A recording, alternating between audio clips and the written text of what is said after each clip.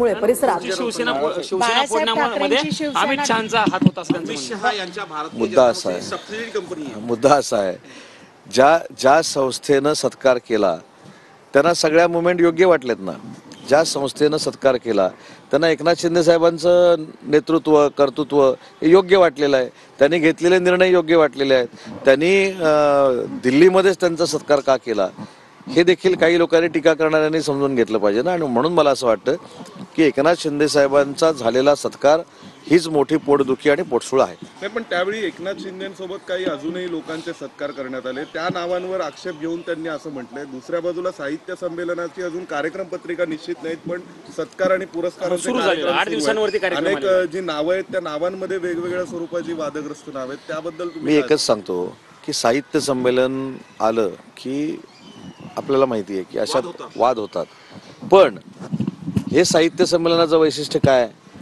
साहित्यिकांनी कुठं कॉन्ट्रोवर्सी निर्माण केलेली नाही. साहित्यिकांनी अतिशय चांगल्या पद्धतीनं समन्वय साधून हे देशाच्या राजधानीमधलं साहित्य संमेलन करण्याचं योजलेलं आहे.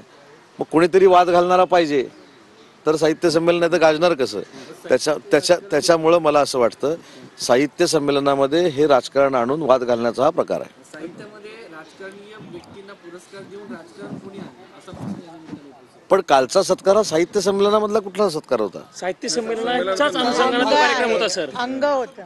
मुद्दा असा आहे गौरव म्हणून म्हणतात महाजी शिंदे मराठी गौरव नाही, पण तो साहित्य संमेलनाच्या अनुषंगाने अखिल भारतीय साहित्य संमेलन आणि सरद या दोन संस्थेच्या वतीने देण्यात आला आणि या दोनच संस्था दिल्लीमध्ये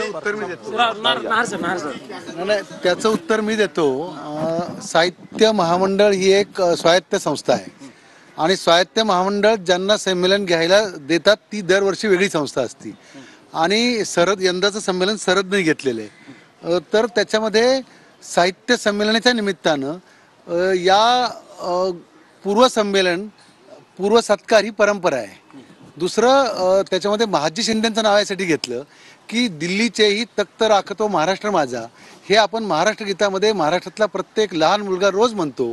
तर दिल्लीचे तख्त राखतो ही कवी कल्पना ज्यांच्यामुळे आली ते महाजी शिंदे आहेत. आणि महाजी शिंदेंच्या नावानं पुरस्कार जेव्हा द्यायचा आम्ही निर्णय घेतला तेव्हा तो सुरुवातीला लष्करी व्यक्तीला द्यायचं ठरलं होतं. पण नंतर जेव्हा त्याचा अभ्यास झाला सदानंद मोरे सरांसारखे लोक होते की स्वतः महाजी शिंदे कवी होते, अभंग लिहायचे, ओव्या लिहायचे. महाराष्ट्राबद्दलची एक प्रतिमा ज्यांनी दिल्लीत येऊन तयार केली, देशभर तयार केली, तर त्यांच्या नावाचा पुरस्कार एकनाथ शिंदेंना देण्यामागे काही कारणं होती. त्यातली मी काल कारणसभेत बोललो की ज्या साताऱ्यातनं ते आले तो सातारा तोच आहे. एकनाथ शिंदेंनी महाराष्ट्र सदन काश्मीरमध्ये बांधण्यासाठी असेल, पंजाबमध्ये बांधण्यासाठी असेल आणि ज्या प्रकारे काही कामं केली तर आम्हाला असं वाटलं की एकनाथ शिंदेंना पुरस्कार द्यायला पाहिजे. अजून एक मुद्दा असा आहे की महाराष्ट्रामध्ये कितीही काहीही झालं तरी दिल्लीमध्ये महाराष्ट्र एक असतो. सर्व आपण दिवसभर भांडलो तरी दिल्लीचा व्यासपीठ इतकं मोठं व्यासपीठ नाही आहे सांगायला देशाला की आम्ही एक आहोत. म्हणून काल एकनाथ शिंदे साहेबांना बघा असं आहे की त्यांनाही निमंत्रण दिलंय. काय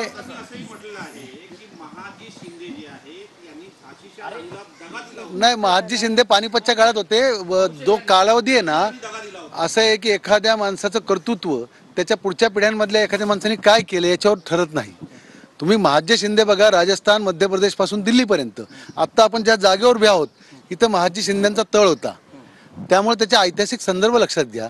आत्ताची लढाई किंवा राज्य मिळवणे म्हणजे तलवारीने नाही तर प्रेमाने जिंकणं, त्यासाठी परत संमेलन इथं होतंय.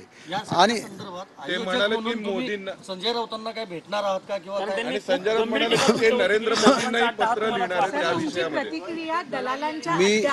मी तुम्हाला त्याच्यावर उत्तर असं देतो की मराठी साहित्य संमेलनाचा इतिहास जर आपण नीट वाचला तर याच्यापेक्षा गंभीर टीका यापूर्वी संयोजकांवर झालेली आहे. गोविंद तळवळकरांनी याला भिक्षुकाचे संमेलन म्हटलेले आहे.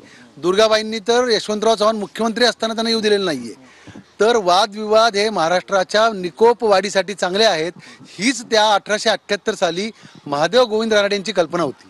म्हणून आजही महाराष्ट्रात सगळ्यात गाजलेली वादविवाद स्पर्धा ही महादेव गोविंद रानडे यांच्या नावानेच आहे. त्यामुळे वादविवाद याच्यामुळं याच्यात काही नुकसान होत नाही. अशा प्रकारची टीका करण्याची परंपरा आहे. त्यामुळे संमेलन खऱ्या अर्थानं महाराष्ट्राचं हे सिद्ध होतं. सर, एक प्रश्न असा की ते म्हणाले नरेंद्र मोदींना पण मी पत्र लिहिणार आहे, या विषयामध्ये तुमची काय भूमिका असेल? त्यांना अधिकार आहे ना. संजय राऊत आमचे खूप चांगले मित्र आहेत. आणि नुसते मित्र नाहीत, तुम्ही त्यांच्या एका पुस्तकाची प्रस्तावना लिहिलेली आहे, तुम्ही ती अजूनही उपलब्ध आहे. त्याच्यामध्ये भारतीय असंतोषाचे मराठी प्रतीक असं मी म्हटलंय. मी म्हटले बंडखोरी ही दिल्लीला आणि महाराष्ट्राला नेहमी बंडखोरी महाराष्ट्रातली आवडती. व्यक्ती म्हणून त्यांच्याबद्दल टोकाचा आदर आहे आणि त्यांना टीका करायचा पूर्ण अधिकार आहे असं मला वाटतं. उदय सामंत सर, ठाण्याचं राजकारण हे माहीत नाहीये शरद पवारांना, तर आम्ही जाऊन सांगतो एकनाथ शिंदे यांनी काय जास्त काम केलं नाहीये, पण त्याच्या पहिलेतले जे शिवसेनेचे कार्यकर्ते होते त्यांनी पहिला मेयर मला असं वाटतं की सचिन प्रधान साहेब असतील, धर्मवीर आनंद दिघे साहेब असतील, यांचा कायमस्वरूपी एकनाथ शिंदे साहेबांनी सन्मानच केलेला आहे. आणि दुसरी महत्त्वाची गोष्ट आहे की उद्या मी देशाच्या कुठच्या तरी मोठ्या नेत्याला कसं वागावं हे जर सांगायला लागलो तर लोक माझी किंमत करतील की त्या नेत्याची किंमत करतील. आणि म्हणून शरद पवार साहेब गेली 56 वर्ष महाराष्ट्राच्या आणि देशाच्या राजकारणामध्ये आहेत. त्यांना चांगलं काय वाईट काय हे सगळं माहिती आहे. ते महाराष्ट्राचे 4 वेळा मुख्यमंत्री राहिलेले आहेत, देशाचे संरक्षण मंत्री राहिलेले आहेत, देशाचे अन्न मंत्री राहिलेले आहेत. त्याच्यामुळं अशा माणसानं विचाराअंतीच एकनाथ शिंदे साहेबांचा स्वतःच्या हस्ते सत्कार केलेला आहे आणि ते त्यांनी जाहीरपणानं सांगितलेलं आहे. त्याच्यामुळे मला मगाशीच एक लाईन आपल्याला सांगायची आहे, ह्याच्यामध्ये कुणी कोणाचा सत्कार केला किंवा कुणी कुठच्या संस्थेनं केलं ह्याच्यापेक्षा जो एकनाथ शिंदे साहेबांचा सत्कार झालाय ते मूळ आहे आणि तो पोटसूळ आहे. Thank you so much. थँक्यू.